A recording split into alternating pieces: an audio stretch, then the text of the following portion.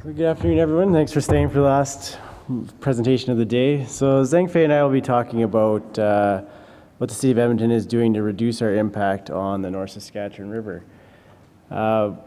First, I'll start with a few slides about where our loading and where the water comes from off of the city into the river, to give you context of why stormwater management is important in Edmonton. And I forgot to put a slide in about a general history of our sewer systems, which is important before we start. When the city was first developed, we started with a combined sewer system. So it was a single pipe to convey wastewater and stormwater. And one of those seemed like a good idea at the time things. We have about 4,500 hectares left of land serviced this way. And although it works well on days like this where there's no rain, it might not work so well tonight. Stormwater can come in orders of magnitude higher than the design capacities of your wastewater system. So we have bypasses that go into the river with the stormwater, it brings untreated wastewater. And so we've got some of that going on in Edmonton. And then in between the 50s and the 80s, we built with separate sewers, but with direct discharge to the river. So current practice is to route stormwater through stormwater management facilities, your storm ponds or lakes that are big amenities in communities now. So that's kind of how our systems have evolved over the years. So start with the volumes and where it comes from. The flows and loads that shown here includes stormwater that's originating in Edmonton, so that's the green and the blue bars. Our combined sewer and plant bypass flows are the orange, and then the red bars are from Gold Bar and the Capital Region wastewater plant. So we're heading into the rainy season right here, and as you can see, the graph spikes in the middle of the summer. And over the year, about half of the water that goes into the river is from our wastewater facilities. But timing is important, and July has about 3 times the discharge into the river as winter months, mostly from stormwater. I'm going to go through a few parameters of contaminants that we have. So for total suspended solids, the green and blue bars are stormwater, or pie shape, sorry. The green and blue are from stormwater. So 88% of total suspended solids to the river are from our stormwater system. Wastewater plants are only 3%, even though they make up half of the flow. And their bypasses are about 9%. Besides the annual loading, when it goes into the river is important because that impacts our management decisions. And in this case of TSS, 90% of that discharge happens between March and August. On to phosphorus, kind of shifts now to more of a wastewater influence. So 40% comes from the wastewater plants, and then 18% comes from our bypasses, even though that's only a tiny portion, that 3% of the volume again. And then the last 40% are from storm sewers. Again, similar pattern to our TSS, kind of almost 80% of phosphorus comes in between March and August. For ammonia, it's more of a pronounced shift to the wastewater plants, and 23% coming from our bypasses now. It's a little more steady throughout the year, not so much of a peak as TSS or phosphorus, but you can definitely see the peak in the spring for the input of ammonia into the river. For E.coli sources, it's a total different story. With only 3% of the flow, our CSO and plant bypass are 65% of the load. So you might also notice that the wastewater plant discharges aren't even visible anymore. It's due to the UV disinfection at the facilities that bring that right down. So the last 35% is again from stormwater. Here's the monthly distribution of the E.coli again, so almost 90% between March and August. So wanted to show these graphs to kind of bring out shows how important stormwater management comes into river water quality. And so City's developed and implemented combined overflow strategy, stormwater quality strategy, and now those are kind of end-of-pipe system-based strategies. And now we're moving forward with kind of watershed-based planning, like Sherry's idea, the targeted management, so with the River for Life strategy. And so Xiangfei here now can talk about River for Life and how we're working to protect the river. Okay. The River for Life strategy is Edmonton's 30-year water quality strategic plan to reduce pollutant discharge into the North Saskatchewan River. So it is an overarching strategy. It addresses 3 waste streams, just as Ross mentioned: the waste from stormwater, from the combined sewer overflow, and wastewater. So the River for Life strategy framework was developed in 2012, and the implementation plan was developed in late 2013. The vision of the strategy is to achieve sustainable growth in balance with the natural water environment. This is underscored by the mission statement of preventing pollution by continuously reducing the discharge of pollutants to the environment toward a net zero impact from human activities. The River for Life strategy has 5 implementation programs. So 3 of the programs is intended to increase the quality of the water and reduce the quantity from city sites, from industrial, commercial, and institutional sites and residential properties. And it also has green infrastructure and green infrastructure programs. The green infrastructure is intended to achieve the water quality and quantity goals objectives by construction of green infrastructure on public lands and private properties. The green infrastructure, just by its name tells, that is by implementation of green infrastructure technologies. It can be oil grid separators, they can be storage tank, or can be any other end-pipe major facilities. So the River for Life implementation programs actually developed on top of the city existing strategies, just as Ross mentioned, like stormwater quality strategy and combined overflow control strategy. So there are existing projects and there are also new initiatives under each of those programs.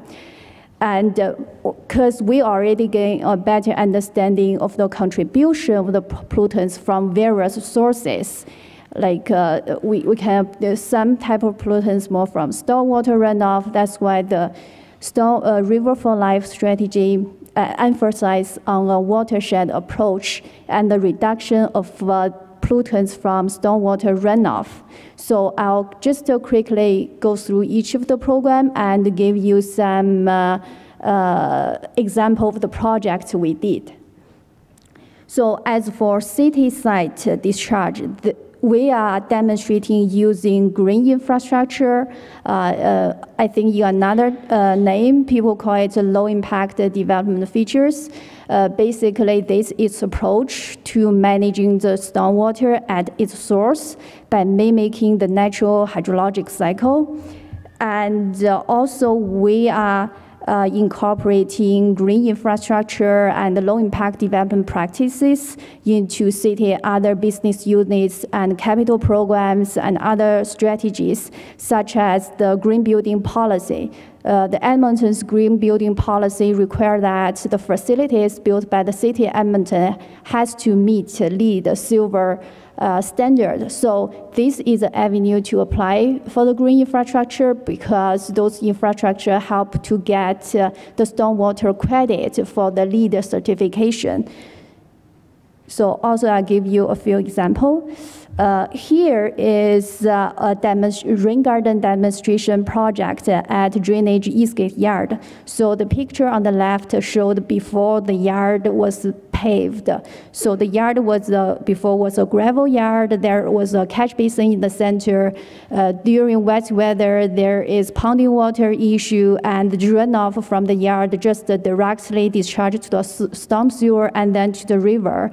In 2015, we took the opportunity of paving the yard. We installed a rain garden in the center around the catch basin. Now the runoff from this yard will be absorbed and treated by the rain garden before it goes to the storm sewer. So also the runoff volume is reduced as well. So we've been monitoring this rain garden for monitoring this rain garden for 2 years. It absorbs the rainwater very well, and this year we're gonna start monitoring the inflow and outflow water quality. Here is another example of rainwater harvesting for reuse. The project we did is at a greenhouse Muttart conservatory.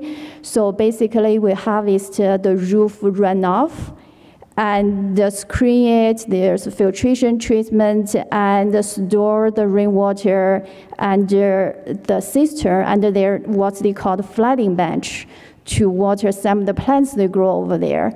And also we did a preliminary study last year to compare the productivity of the plants by using potable water and the rainwater. The results showed higher productivity of flowers by using rainwater. Here is an example of applying Bioswale in a light industrial setting to treat a garage yard runoff. So the picture on the left is when the Bioswale was just constructed, about a year old. The one on the right is 2015. You can see the vegetation, the tree grows very healthy over there because it gets lots of water. And also we monitored this site for 4 years. We monitor the infiltration rate. We want the soil to be absorbent, to absorb the water runoff diverted to those facilities, because ponding water can cause public concerns. Yeah, we found that as the facility becomes mature and it's becoming more fully functional, that's why we see actually the increase of hydraulic conductivity. Here is a couple of examples. The green infrastructure facilities applied through the green building policy. Here is an example of the Meadows Recreation Center. The one picture on the left showing a green roof. Green roof can absorb the rainfall, reduce runoff from the site. The other one is a bioretention area. You can see the curb cut. So the runoff from car parking lot will go through those bioretention area. Basically, is integrated landscape and stormwater management type of engineered facilities to absorb and filter, clean up the stormwater runoff. And here is another example at Clareview Rec Center. So the picture on the left is the dry weather, how it looked like during dry weather, and the one on the right is we visit the site within 48 hours of rainfall. You can see the runoff from the parking lot is flowing toward the curb cut, and through there, the water getting into those bioswales be filtered, the volume reduced, the quality enhanced. Here is another example of Edmonton Valley Zoo. Here is the wetland to manage the stormwater runoff. They also got the bioretention feature, and also at the Adventure building is at the entrance. They got a green roof, and they also have a rain garden beside the building to manage the rooftop runoff. As for industrial, commercial, institutional discharge, our efforts focus on education, enforcement, and providing technical resources and support to those private property owners.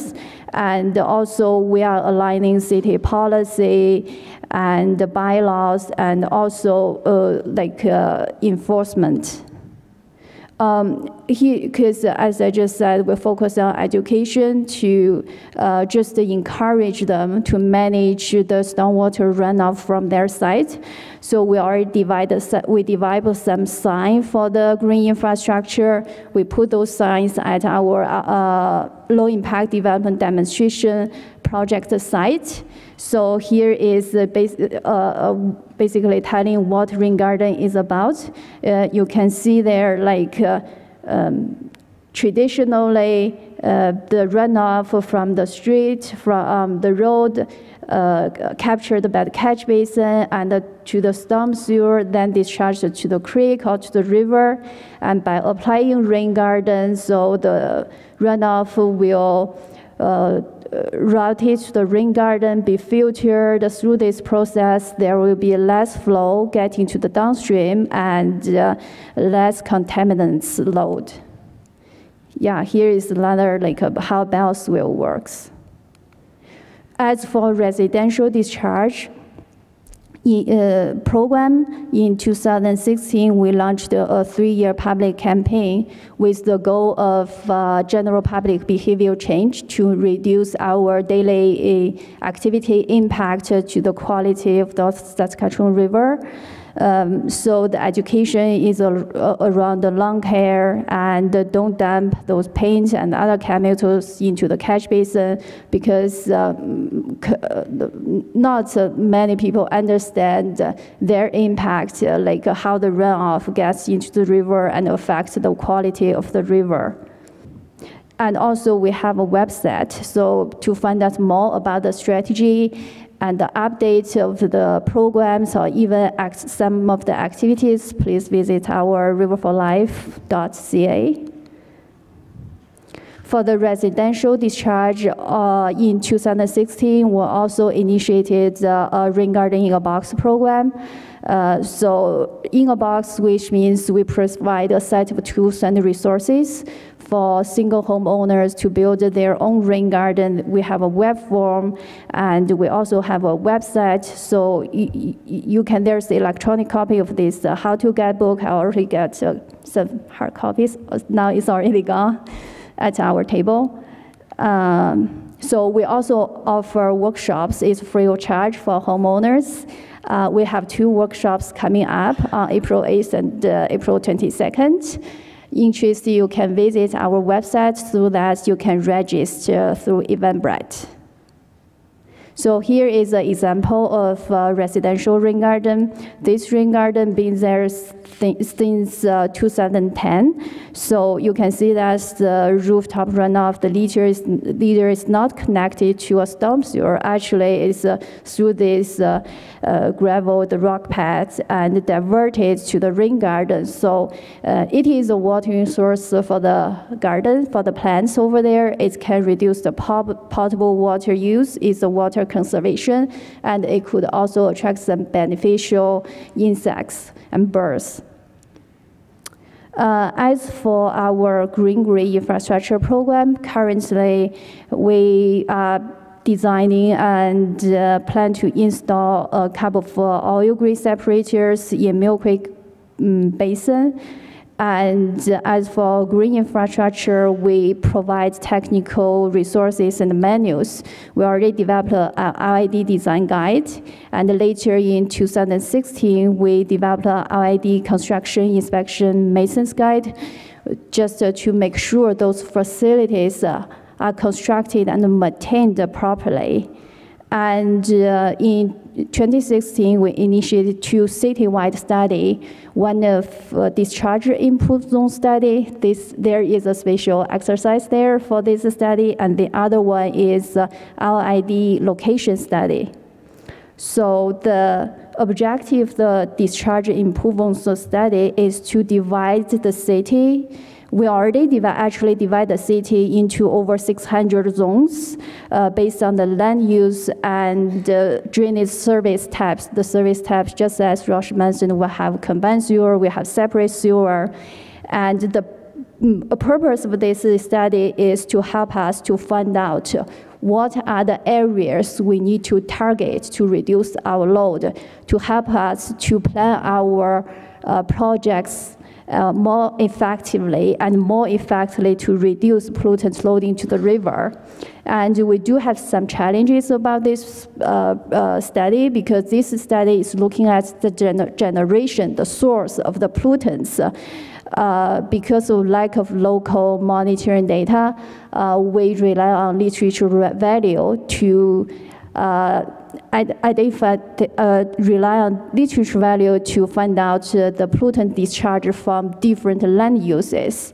And I'll let Ross talk about the River for Life sampling program. Yeah, so the graphs that I showed earlier were developed out of a monitoring program that we had good data on what we were discharging to the river, but we didn't know where it was coming from at all. So to supplement the literature data, in 2015, we started a study where we've got 14 locations now in the system that are primarily just a single type of land use that contribute to them. So purely residential land use, purely industrial, or purely commercial area that will drain to a certain point in the sewer system, and that's where we've been collecting some data. So we got 14 locations, 8 residential, 3 industrial, 2 commercial, and 1 on the Yellowhead Trail as a kind of a highway spot. So it's coming along. There are some challenges, though, with the spotty nature of precipitation when you're trying to respond to an event like this for sampling, and also because it is cost prohibitive to put in flow monitoring and automatic sampling at this many spots all at once. So we're kind of working with manual sampling right now, but that's kind of how we're looking to supplement the data to improve the accuracy of the discharge improvement zone planning and targeting for improvement. This is our last slide. For the RID location study, the objectives is we're going to identify the types and the locations of RID features. So there are 7 RID features in Edmonton's RID design guide. And we're also going to assess the cost and benefit of several scenarios, more specifically 7 scenarios. And also the outcome of this study could be capital projects and the policy changes, green infrastructure, and RID implementation.